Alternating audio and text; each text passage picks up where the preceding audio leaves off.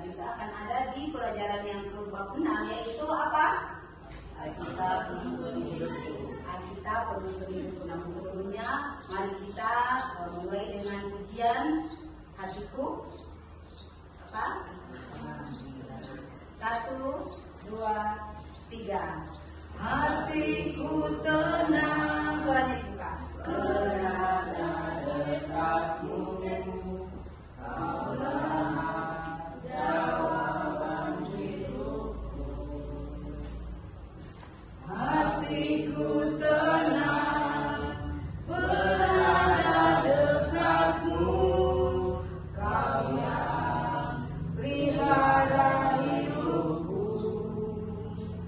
Pertolonganmu begitu ajaib, Kau telah memikat hatiku.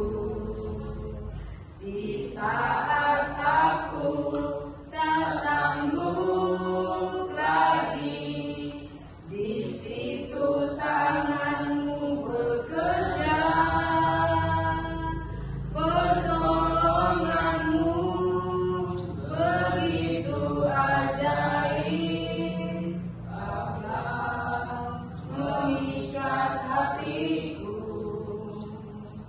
Kini mataku tertuju padamu, ku rasakan kasih-Mu, Tuhan. Minta kepada saudari Caroline berpimpin kita dalam doa. Silakan berpimpin.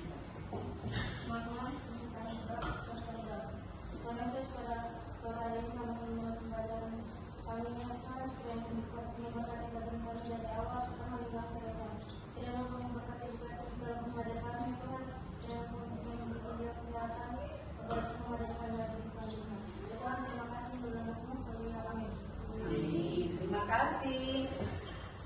Anak-anak yang kekasih, kita akan masuk dalam pembelajaran kita, yaitu Allah penuntun hidupku. Nah, Allah penuntun hidupku. Apa tujuan dari Allah penuntun hidupku? Tujuannya ada 4, yaitu apa? Memahami Alkitab sebagai firman Allah. Firman Allah. Nah, apa itu memahami?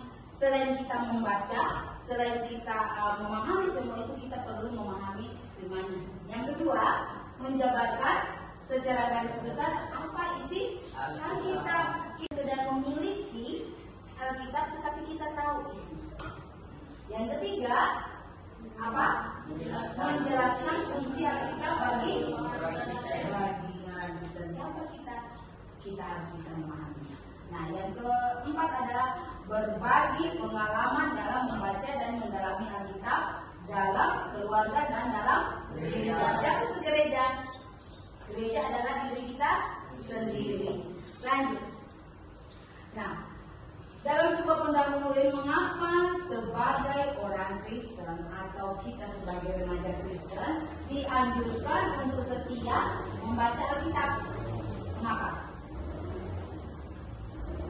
Karena Alkitab adalah penuntun hidup yang berisi pengajaran tentang firman Allah yang menjadi penuntun atau petunjuk hidup orang beriman. Fungsinya apa? Sebagai firman Allah yang sebagai ajaran iman yang harus dipahami dan yang harus dijalankan dalam setiap kehidupan. Coba kalian buka bukunya di bab 6 pembelajaran kita. Buka bukunya kalian di bab 6 pembelajaran. Nah, di bab 6 ini manfaat Alkitab dalam kehidupan kita di halaman 61. Di halaman 61. Nah, selanjutnya, apa itu Alkitab? Alkitab adalah firman Allah yang diilhamkan oleh Allah, di mana Roh Kuduslah yang menggerakkan dan mendorong para penulis dalam waktu terjadinya Alkitab. Diilhamkan itu sama dengan apa? Dipimpin atau digerakkan. Digerakkan orang-orang yang Tuhan mau pakai untuk menuliskan sebuah Alkitab. Nah, Alkitab merupakan penyataan Allah kepada manusia yang membuat perintah Allah kepada siapa? kepada manusia. Nah, di pembelajaran kita ini sangat jelas dijelaskan bahwa Alkitab itu luar biasa. Nah, Alkitab ini memiliki sesuatu yang luar biasa dalam kehidupan kita. Nah, bagaimana Alkitab itu? Seorang tokoh mengatakan, ini adalah tokoh Nufrit dan Bolan yang mengatakan itu bahwa Alkitab adalah firman Allah. Dia mensyukuri, mengilhami dalam dirinya. Nah, Alkitab adalah firman yang ditulis, yang dijadikan pedoman dalam kehidupan orang percaya. Kalian berapa kali kalian membaca Alkitab dalam sehari? Siapa yang rutin baca Alkitab? Siapa? Katakan tinggi-tinggi, siapa yang biasa baca Alkitab? Ada yang baca Alkitab. Siapa yang baca Alkitab kalau mau tidur? Siapa yang baca Alkitab kalau mau tidur? Luar biasa anak-anak ibu, semuanya hebat-hebat. Ada waktu untuk membaca Alkitab. Nah, jangan cuma HP-nya yang dipegang, tetapi punya waktu untuk membaca Alkitab. Siapa yang kalau ke gereja masih bawa Alkitab? Kalau ke gereja bawa Alkitab? Siapa yang ke gereja bawanya Alkitab? Nah, siapa yang bawa Android kalau ke gereja? Nah, bawa Alkitab tapi Android yang dibawa. Ibu berharap mulai minggu depan Alkitabnya harus dibawa. Alkitabnya harus dibawa supaya ini tidak tersimpan aja di rumah. Karena tadi dikatakan bahwa Alkitab adalah sebuah penuntun. Nah, selanjutnya bagian C, Alkitab adalah firman Allah. Alkitab adalah firman Allah. Allah adalah buku kesaksian di mana tulisannya bersaksi tentang Allah yang Maha Besar. Allah adalah seorang pencipta. Apalagi? Penyelamat. Apalagi? Memperbarui hidup manusia. Seorang Kristen kita harus mendalami generasi dari lapisan masyarakat ditulis berbagai tempat yang berbeda dan dalam waktu yang berbeda-beda. Ditulis dalam dua bahasa, yaitu bahasa Ibrani dan bahasa Yunani. Nah, di dalam perjanjian baru lama belum ada kata Tuhan Yesus. Karena di dalam perjanjian baru ada Tuhan Yesus baru. Jadi cerita tentang Tuhan Yesus tidak ada di perjanjian lama. Dia semua ada di situ. Nah, seluruh kitab dalam perjanjian lama maupun perjanjian baru dari 66 kitab ini merupakan janji Allah bagi orang percaya, yaitu janji keselamatan yang dipenuhi dalam diri Yesus dan juru selamat.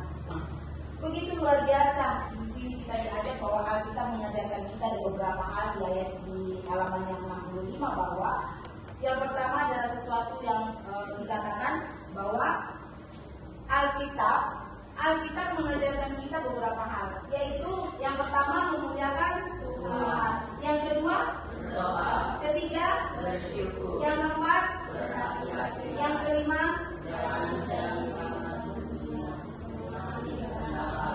Oke, kita buka satu persatu apa sih yang dimaksud dengan memuliakan Allah. Nah, di memuliakan Allah di buku paket kalian sudah ada, yaitu memuliakan Tuhan atau memuliakan Allah ini sedalam 1 Korintus 10 ayat 31 kita baca sama-sama, yaitu jadi baik kamu makan dan minum atau apapun yang kamu lakukan, lakukanlah segalanya untuk kemuliaan Allah. Artinya apa? Bahwa segala sesuatu yang kita lakukan atau kita katakan, melakukannya dengan cara yang mengungkapkan kemuliaan. Makanya kita nggak boleh ngomong kotor. Kita dibentuk mulut kita oleh Tuhan supaya kita bisa memuliakan Tuhan.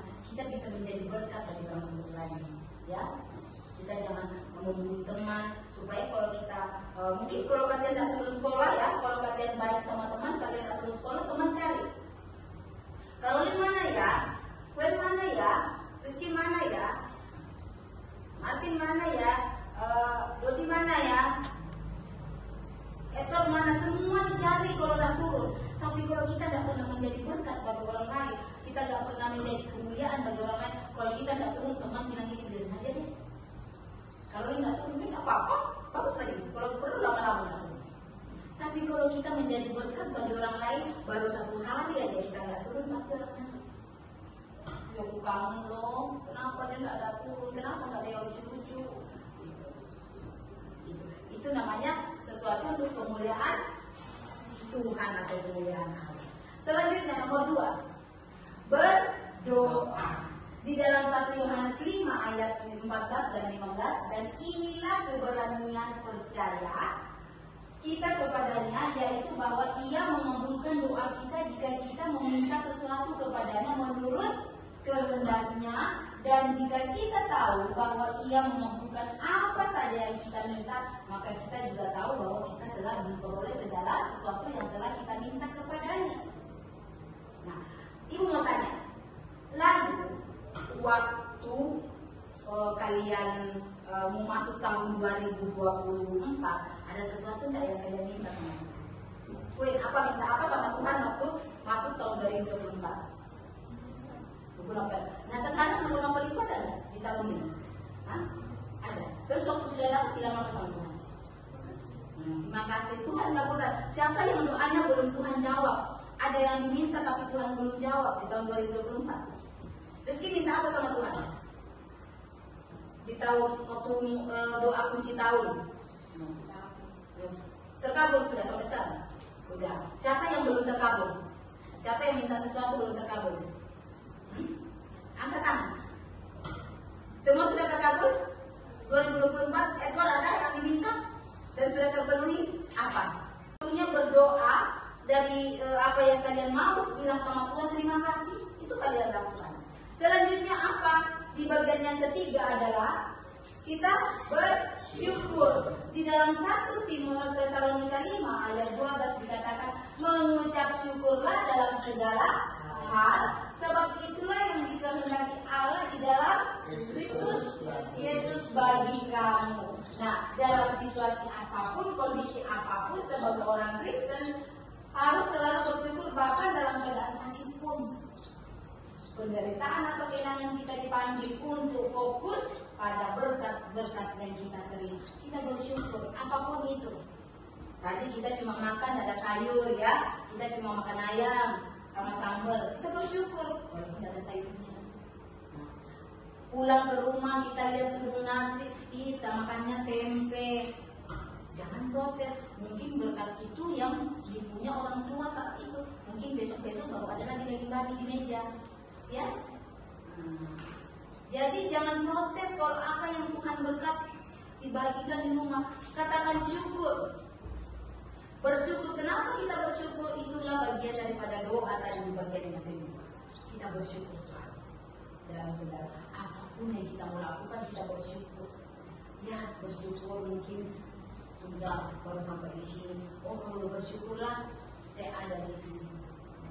Oke, yang keempat adalah bagaimana kita dikatakan untuk selalu berhati-hatilah. Nah, di dalam berhati-hatilah juga dikatakan, ujilah segala sesuatu dan peganglah yang baik, jauhkanlah dirimu dari segala jenis kejahatan. Maksudnya apa? Dalam oke, baik, kita bagaimana, semua sehat? Sehat. Tuhan, semuanya sehat. Kita akan masuk ke pelajaran kita dari pembelajaran kita minggu lalu, dan kita akan ada di pelajaran yang ke-6, yaitu apa? Alkitab penuntun hidupku. Alkitab penuntun hidupku. Namun sebelumnya, mari kita mulai dengan pujian hatiku. Apa? 1, 2, 3. Hatiku tenang. Suaranya dibuka. Berada dekatmu, kaulah jawaban hidupku. Hatiku tenang, berada dekatmu, kau yang pelihara hidupku. Pertolonganmu begitu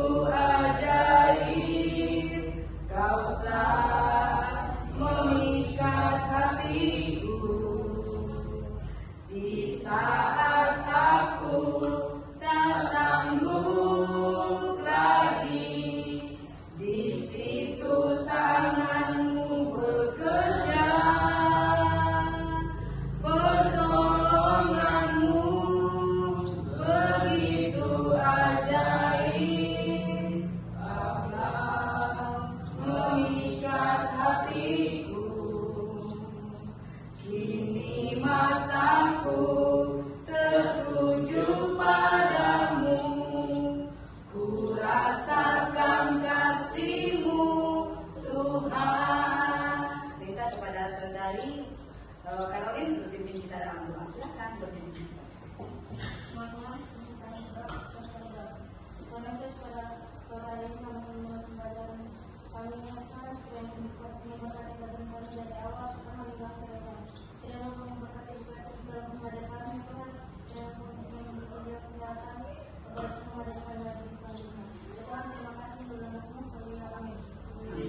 Terima kasih. Anak-anak yang terkasih, kita akan masuk dalam pembelajaran kita, yaitu Allah penuntun hidupku. Nah, Allah penuntun hidupku. Apa tujuan dari Allah penuntun hidupku? Tujuannya ada 4, yaitu apa? Memahami Alkitab sebagai firman Allah. Firman Allah. Nah, apa itu memahami? Selain kita membaca, selain kita memahami semua itu, kita perlu memahami firman-Nya. Yang kedua, menjabarkan secara garis besar apa isi Alkitab. Kita sudah memiliki Alkitab, tetapi kita tahu isi. Yang ketiga, apa? Menjelaskan fungsi Alkitab bagi dan siapa kita. Kita harus bisa memahaminya. Nah, yang keempat adalah berbagi pengalaman dalam membaca dan mendalami Alkitab dalam keluarga dan dalam gereja. Siapa itu gereja? Gereja adalah diri kita sendiri. Lanjut.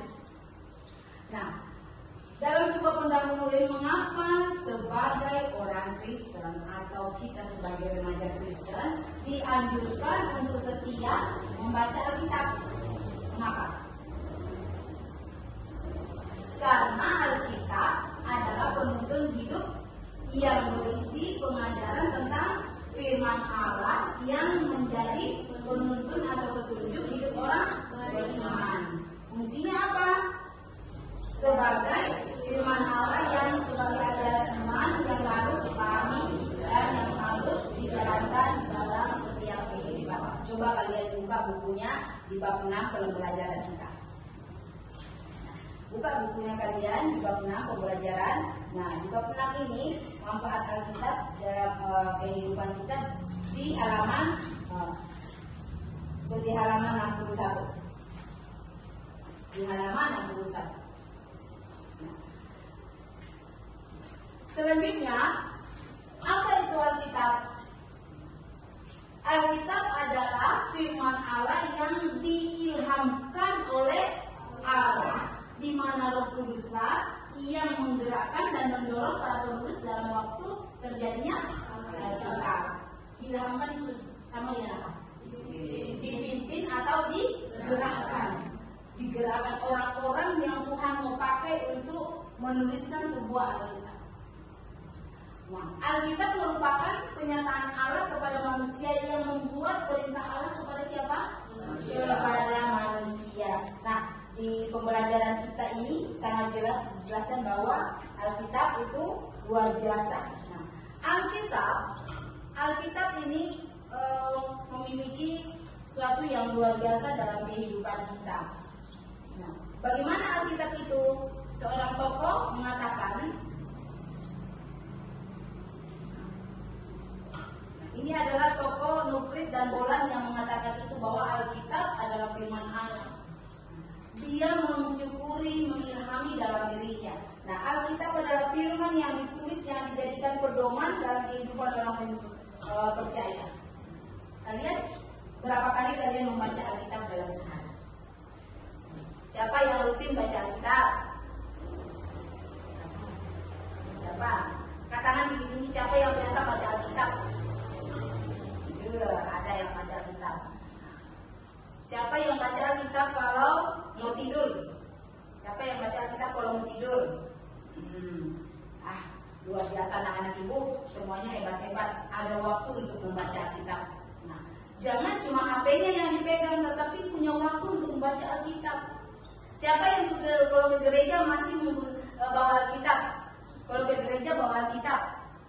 Siapa yang ke gereja bawanya Alkitab? Nah, siapa yang bawa Android kalau ke gereja? Nah, bawa Alkitab tapi Android yang dibawa. Ibu berharap mulai minggu depan Alkitabnya harus dibawa. Alkitabnya harus dibawa supaya ini tidak tersimpan aja di rumah. Karena tadi dikatakan bahwa Alkitab adalah sebuah penuntun. Nah, selanjutnya bagian C, Alkitab adalah firman Allah. Alkitab adalah firman Allah. Allah adalah buku kesaksian di mana tulisannya bersaksi tentang Allah yang Maha Besar. Allah adalah seorang pencipta. Apalagi penyelamat, apalagi memperbarui hidup manusia. Seorang Kristen kita harus mengalami generasi dari lapisan masyarakat ditulis berbagai tempat yang berbeda dan dalam waktu yang berbeda-beda. Ditulis dalam dua bahasa, yaitu bahasa Ibrani dan bahasa Yunani. Nah, di dalam perjanjian baru lama belum ada kata Tuhan Yesus. Karena di dalam perjanjian baru ada Tuhan Yesus baru. Jadi cerita tentang Tuhan Yesus tidak ada di perjanjian lama. Ya, semua ada di situ. Nah, seluruh kitab dalam perjanjian lama maupun perjanjian baru dan 66 kitab ini merupakan janji Allah bagi orang percaya, yaitu janji keselamatan yang dipenuhi dalam diri Yesus dan juru selamat. Begitu luar biasa. Di sini kita diajak bahwa Alkitab mengajarkan kita di beberapa hal di ayat di halaman yang 65 bahwa yang pertama adalah sesuatu yang dikatakan bahwa Alkitab mengajarkan kita beberapa hal, yaitu yang pertama memuliakan Tuhan, yang kedua berdoa, ketiga bersyukur, yang keempat berhati-hati, yang kelima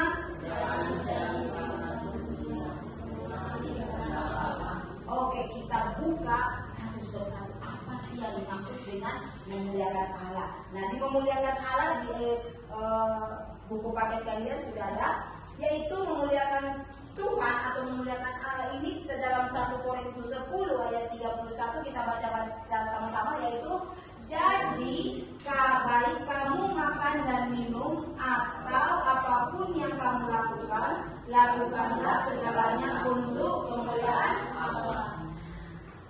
Artinya apa? Bahwa segala sesuatu yang kita lakukan atau kita katakan, melakukannya dengan cara yang bukan kemuliaan. Makanya kita nggak boleh ngomong kotor.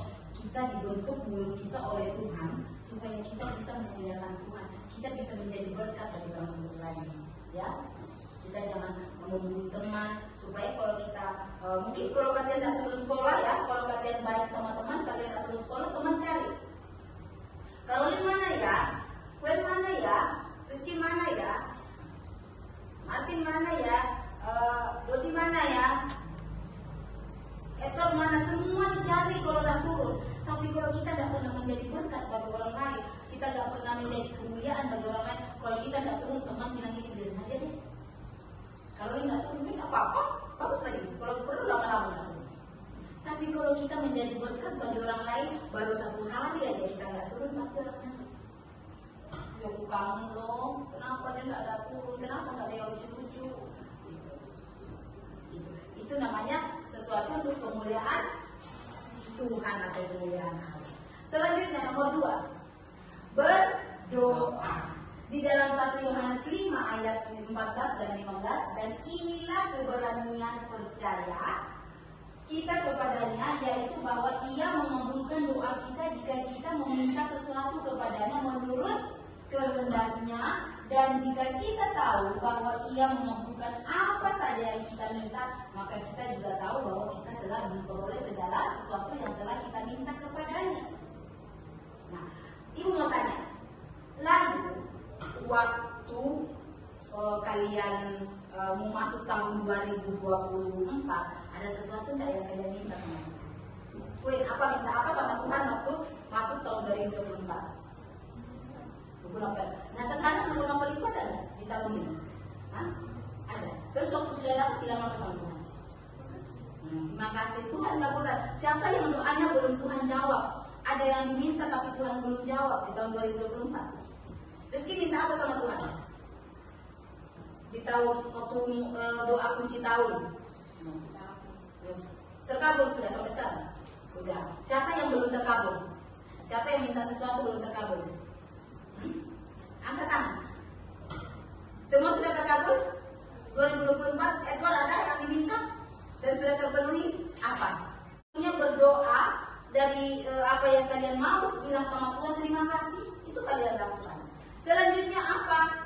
bagian yang ketiga adalah kita bersyukur. Di dalam 1 Tesalonika 5 ayat 12 dikatakan, mengucap syukurlah dalam segala hal, sebab itulah yang dikehendaki Allah di dalam Kristus Yesus bagi kamu. Nah, dalam situasi apapun, kondisi apapun, sebagai orang Kristen harus selalu bersyukur, bahkan dalam keadaan sakit pun, penderitaan atau kehilangan, kita dipanggil untuk fokus pada berkat-berkat yang kita terima. Kita bersyukur apapun itu. Tadi kita cuma makan ada sayur ya, kita cuma makan ayam sama sambal, kita bersyukur tidak ada sayurnya. Pulang ke rumah kita lihat tudung nasi, kita makannya tempe. Jangan protes, mungkin berkat itu yang dipunya orang tua saat itu, mungkin besok-besok baru ada lagi daging babi di meja. Ya, jadi jangan protes kalau apa yang Tuhan berkat dibagikan di rumah. Katakan syukur. Bersyukur. Kenapa kita bersyukur? Itulah bagian daripada doa tadi di bagian yang kedua. Kita bersyukur selalu dalam segala apapun yang kita mau lakukan, kita bersyukur. Ya, bersyukur mungkin sudah baru sampai di sini. Oh, kalau bersyukurlah saya ada di sini. Oke. Yang keempat adalah bagaimana kita dikatakan untuk selalu berhati-hatilah. Nah, di dalam berhati-hatilah juga dikatakan, ujilah segala sesuatu dan peganglah yang baik, jauhkanlah dirimu dari segala jenis kejahatan. Maksudnya apa? Dalam nanti barunya sekarang belum. Karena Tuhan bilang, oh Esen kamu belum saatnya dapat. Soalnya belum saatnya kamu punya surat motor, belum saatnya kamu keluar jalanan. Jadi Tuhan tunda dulu berkat itu melalui orang tua. Ada, tapi itu cara Tuhan. Jangan ngambek. Tuhan belum jawab melalui orang tua. Enggak diberikan ini, yang belum diberikan ini. Tapi kalau diberikan, senangnya. Cara Tuhan ada. Kitab suci tidak hanya memberitahu kita untuk berdoa, tetapi juga memberitahu kita bagaimana berdoa, seberapa kuat doa kita, dan bagaimana memenuhkan doa kita. Ibu kan pernah bilang ini. Kalau kalian masuk di kelas, ya, kalau kalian masuk di kelas, letakkan tas kalian lalu berdoa pribadi. Doa. Sudah kalian lakukan? Sudah?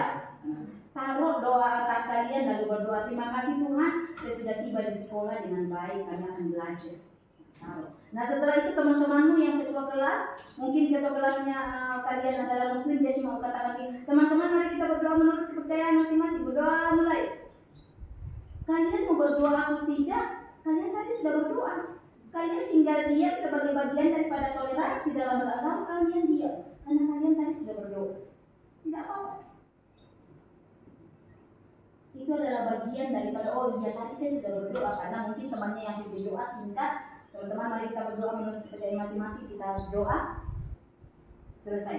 Belum lama selesai kan? Tapi kalau kalian mungkin mau berdoa lumayan panjang sedikit, waktunya bisa kalian letakkan tas kalian pun sama dengan pulang. Siapkan segala sesuatunya, berdoa dari apa yang kalian mau, bilang sama Tuhan terima kasih, itu kalian lakukan. Selanjutnya apa? Di bagian yang ketiga adalah kita bersyukur. Di dalam 1 Tesalonika 5 ayat 12 dikatakan, mengucap syukurlah dalam segala hal, sebab itulah yang dikehendaki Allah di dalam Kristus Yesus bagi kamu. Nah, dalam situasi apapun, kondisi apapun, sebagai orang Kristen harus selalu bersyukur, bahkan dalam keadaan sakit pun, penderitaan atau kehilangan, kita dipanggil untuk fokus pada berkat-berkat yang kita terima. Kita bersyukur apapun itu. Tadi kita cuma makan ada sayur ya, kita cuma makan ayam sama sambal, itu bersyukur walaupun ada sayurnya. Nah, pulang ke rumah kita lihat tudung nasi, kita makannya tempe. Jangan protes, mungkin berkat itu yang dipunya orang tua saat itu, mungkin besok-besok baru ada lagi daging babi di meja. Ya, jadi jangan protes kalau apa yang Tuhan berkat dibagikan di rumah. Katakan syukur, bersyukur. Kenapa kita bersyukur? Itulah bagian daripada doa tadi di bagian yang kedua. Kita bersyukur selalu. dalam segala apapun yang kita mau lakukan kita bersyukur. Ya, bersyukur mungkin sudah baru sampai di sini. Oh, kalau bersyukurlah saya ada di sini. Oke. Yang keempat adalah bagaimana kita dikatakan untuk selalu berhati-hatilah. Nah, di dalam berhati-hatilah juga dikatakan ujilah segala sesuatu dan peganglah yang baik, jauhkanlah dirimu dari segala jenis kejahatan. Maksudnya apa? Dalam kehidupan kita sekarang, ya, dalam kehidupan kita banyak hal yang menjadi bagian tantangan hidup. Karena itu kita dituntut untuk selalu hati-hati. Berhati-hati dalam bergaul, hati-hati dalam ya, hati-hati dalam melakukan sesuatu. Jadi semuanya nggak menjadi persoalan. Semuanya kita mau melakukan bahwa kita perlu hati-hati dalam bawa kendaraan. Kalau tahu kendaraan itu hanya bisa untuk 2 orang, jangan coba-coba bonceng 3, ya. Nah, yang bonceng 3 itu bukan lagi disuruh bonceng 3 karena motor cuma dibilang motor cukup 2 orang kecuali bayi, kecuali anak kecil. Kalau kayak Martin, Edward, Dodi lagi mau bonceng 3 itu namanya cari celaka. Ya, itu sudah ada hati-hati. Siapa yang biasa pulang boncengan sampai bertiga? SN, Caroline biasa cuma bonceng-bonceng 3. Ibu cuma bilang hati-hati. Kalau orang tua sudah pesankan hati-hati, harus waspada. Oke, selanjutnya yang keempat, yang kelima adalah bagaimana dikatakan jangan menjadi sama dengan dunia memahami kehendak Allah. Yang sama itu yang bagaimana?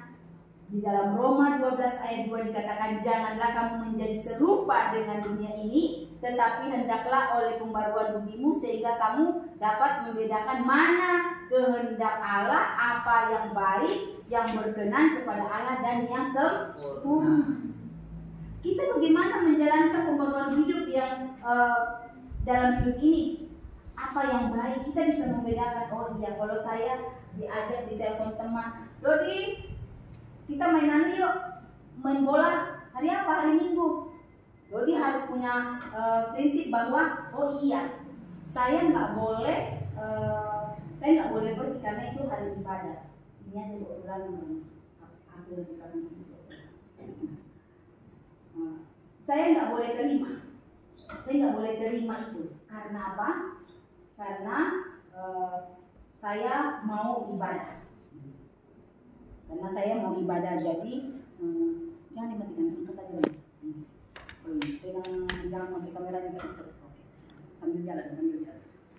Nah, jangan sampai kita membedakan yang mana dibilang oh iya saya harus bisa memilah. Ya. Saya harus bisa memilah bahwa ini hari Minggu.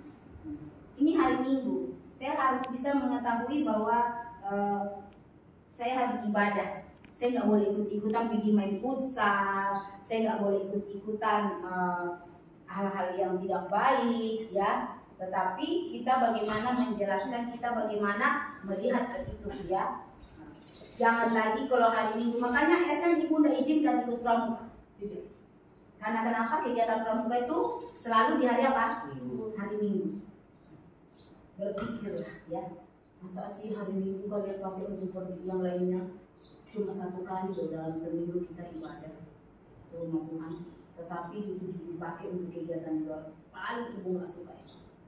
Makanya ibu nggak pernah kasih nilai, tidak kasih izin. Kalau ada yang bilang, oh saya izin bu, saya nggak bisa pergi ibadah, saya mau tanda tangani. Biasa dulu kan belum ada guru agama kan ada tanda tangan gereja kan, ada tanda tangan. Ibu nggak mau. Ibu nggak mau. Agak kasih naiknya sedikit nih biar berkenaan kalau kameranya. Oke, kita akan masuk dalam diskusi.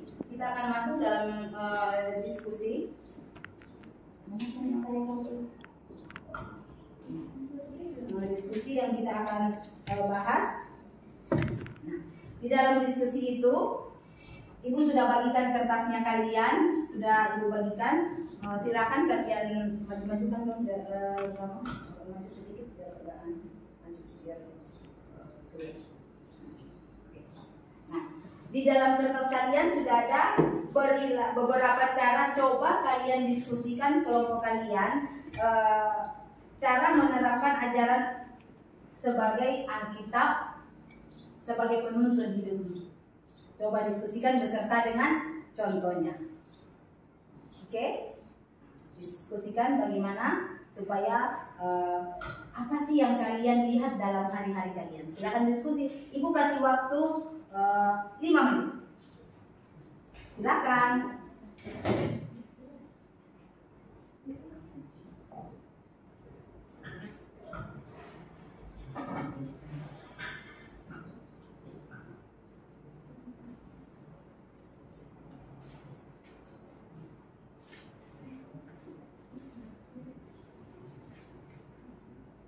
Silakan berdiskusi.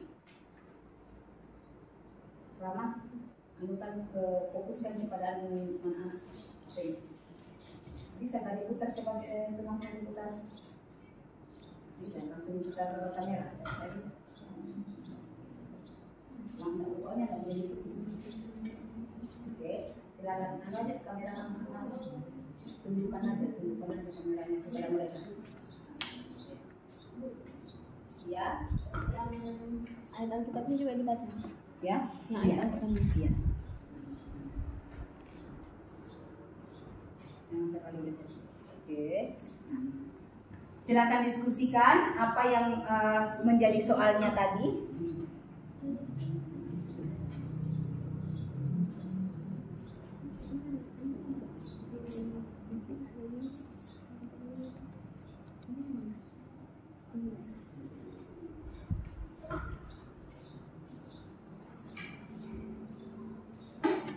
Berdiskusi, waktunya 5 menit untuk kalian diskusikan. Ya, waktunya 5 menit untuk kalian diskusikan. Diskusikan. Apa sih yang kalian lihat sebagai bagian daripada tuntunan hidup kalian tentang Alkitab yang menuntun hidupmu? Silakan berdiskusi. Waktunya 5 menit untuk kalian diskusikan. Siapa yang sudah boleh mempresentasikan ke depan hasilnya.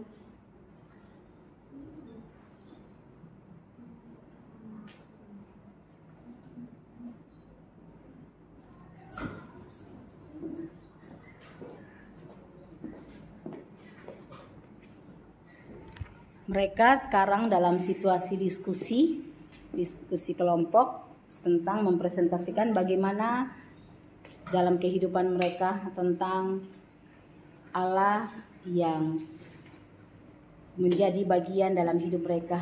Alkitab menjadi penuntun keseharian mereka.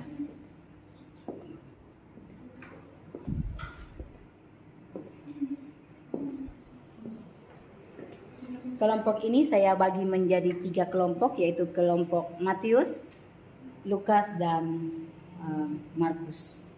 Mereka adalah kelompok Matius yang sedang berdiskusi,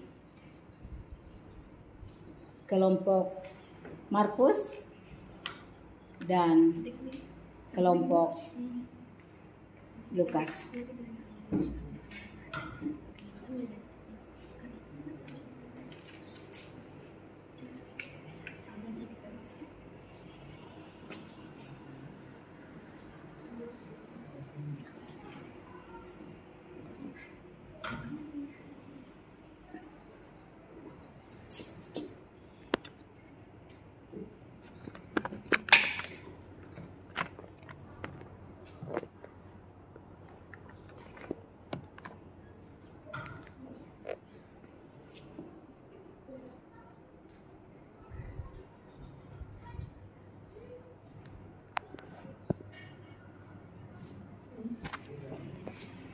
Waktunya berputar terus, tinggal 2 menit.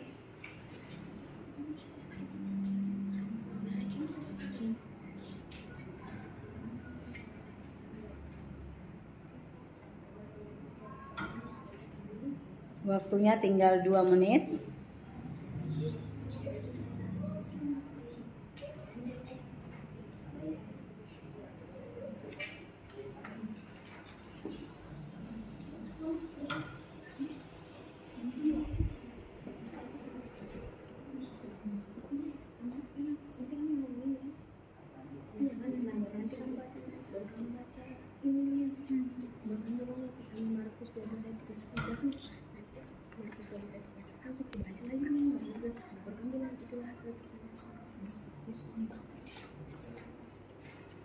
Siapa yang sudah boleh maju ke depan untuk mempresentasikan hasil diskusi kelompok di hari ini? Silakan. Kelompok Matius sudah siap?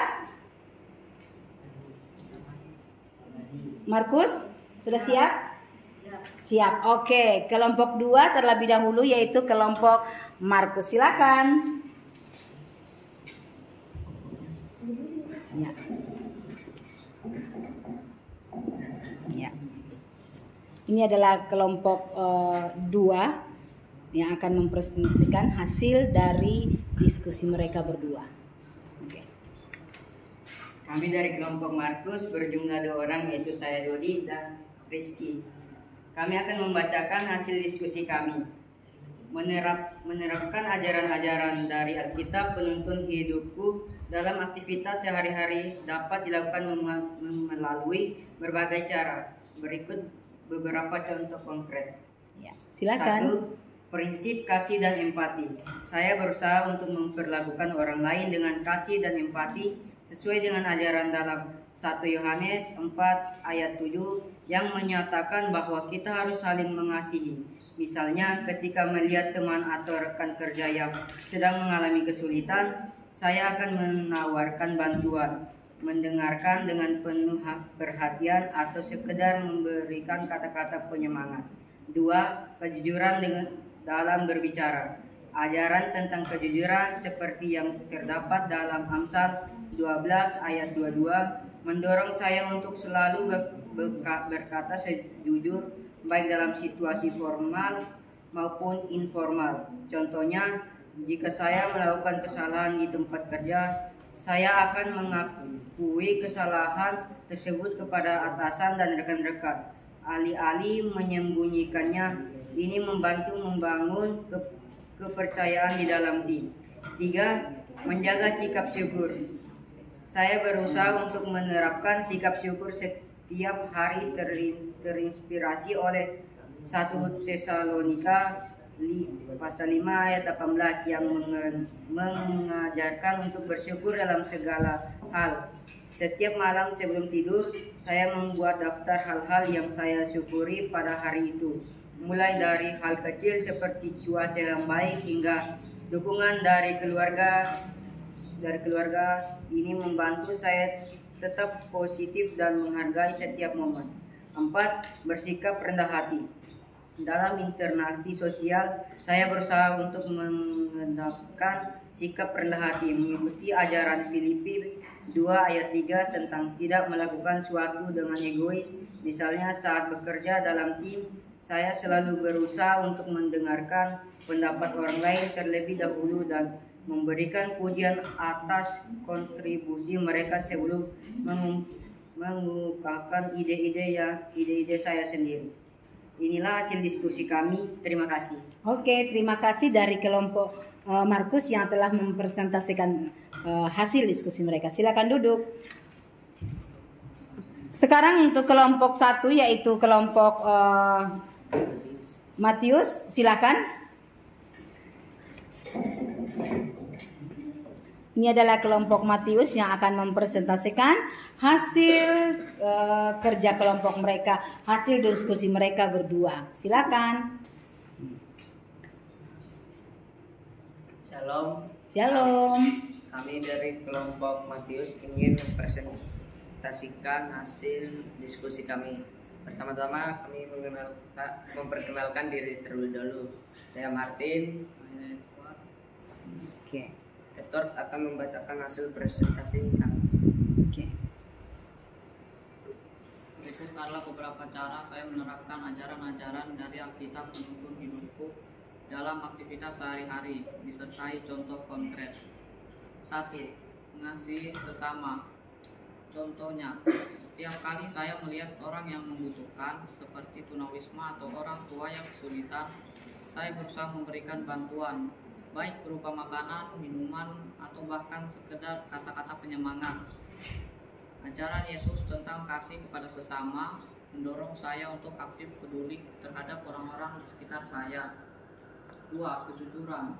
Contohnya, di tempat kerja saya selalu berusaha untuk bersikap jujur dalam setiap laporan yang saya buat. Jika saya membuat kesalahan, saya tidak ragu untuk mengakui dan memperbaikinya sesuai dengan prinsip kejujuran yang ada dalam Amsal pasal 12 ayat 22. Ini membantu membangun kepercayaan di antara rekan kerja. 3. Menjaga sikap syukur. Contohnya, setiap malam saya menyisihkan waktu untuk merenungkan hal-hal yang saya syukuri dalam hidup. Saya mencatatnya dalam jurnal syukur. Dengan cara ini, saya mengingat ajaran 1 Tesalonika pasal 5 ayat 18 untuk bersyukur dalam segala hal, yang membantu saya tetap positif dan menghargai Di kehidupan. luar aja sudah, Kevin di luar aja 4. sudah. Mengampuni. Kevin sama Contohnya, Rama aja sudah. ketika Tunggu terjadi di luar. perselisihan dengan teman, saya berusaha untuk mengingat ajaran tentang pengampunan. Saya akan mengambil inisiatif Tunggu di situ aja. berbicara secara terbuka dan menyelesaikan masalah tersebut, mengutamakan rekonsiliasi daripada menyimpan dendam. Sekian hasil dari presentasi kami. Terima kasih. Oke, terima kasih dari kelompok 2 yang kelompok 1 yang sudah mempresentasikan hasilnya. Kita masuk di kelompok yang terakhir yaitu kelompok 3, kelompok Lukas. Siapa yang akan maju mempresentasikan hasil diskusinya? Silakan berdiri semua sebagai tim dari kelompok Lukas. Di sini aja biar enggak kena lampu di sini kan. Sekitar sini. Oke. Oke, silakan. Shalom. Shalom. Kami dari kelompok Lukas berjumlah 3 orang, yaitu saya Carolina Susangkolanos dan saya Faisal Develin. Saya Kuncini Sriwaryo. Kami akan mempresentasikan hasil dari diskusi kami. Silakan. Setiap kali saya melihat seseorang yang membutuhkan, baik itu di lingkungan sekitar atau dalam komunitas, saya berusaha untuk memberikan bantuan seperti membantu tetangga yang kesulitan membawa belanjaan atau menyumbangkan makanan kepada yang kurang mampu. Ini mencerminkan ajaran Yesus untuk mengasihi sesama. Markus 12 ayat 31.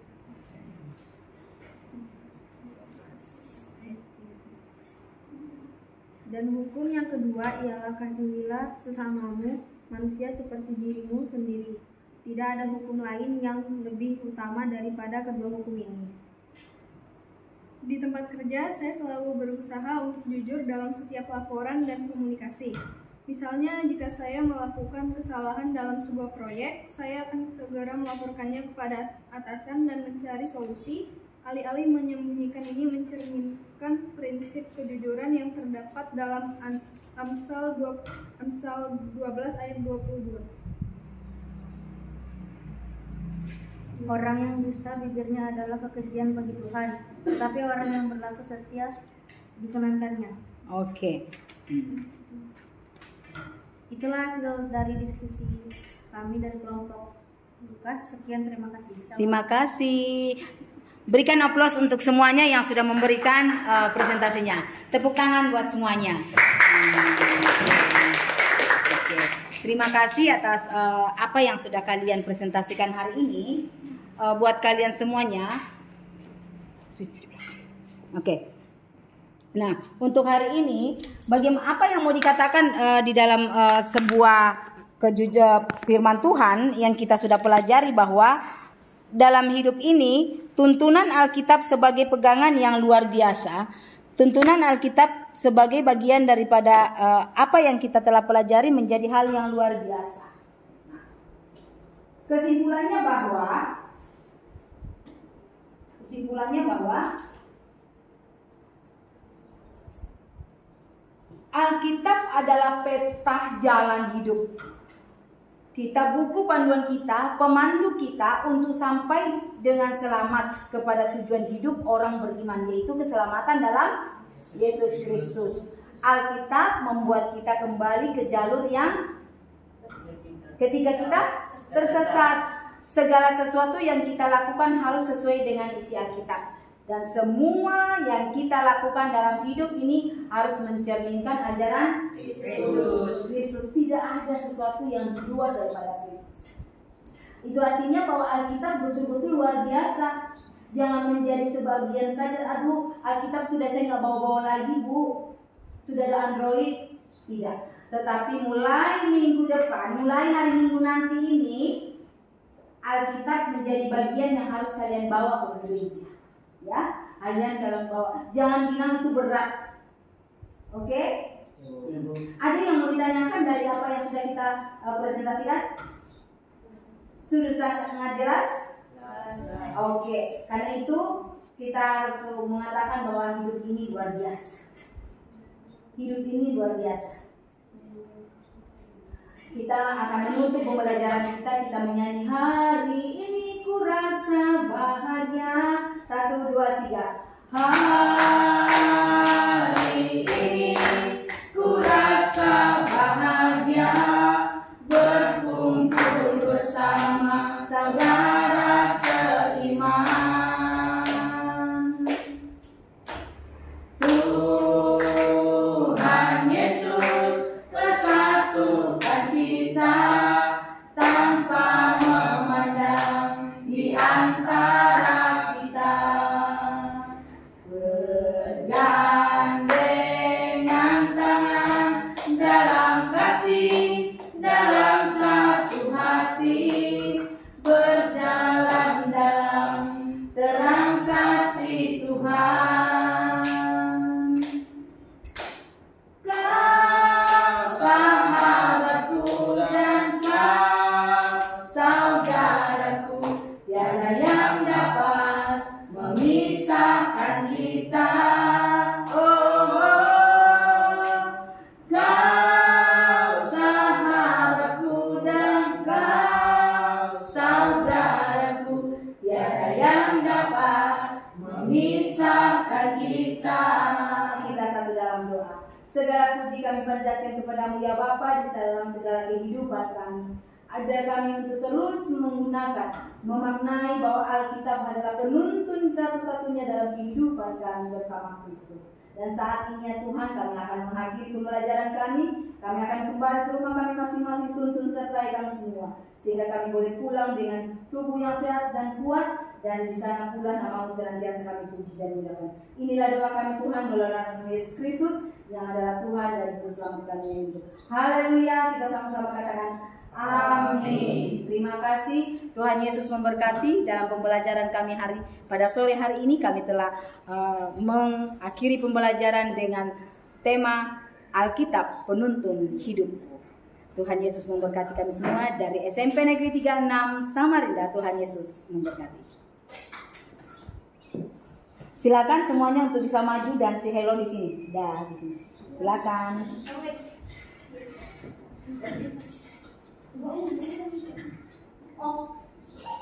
Silakan. Kita semua berkumpul di sini, kita sama-sama. Ayo, sebelum kita mengakhiri. Oke. Ini kami semua dari SMP Negeri 36 Samarinda mengucapkan selamat sore. Tuhan Yesus memberkati. Dah.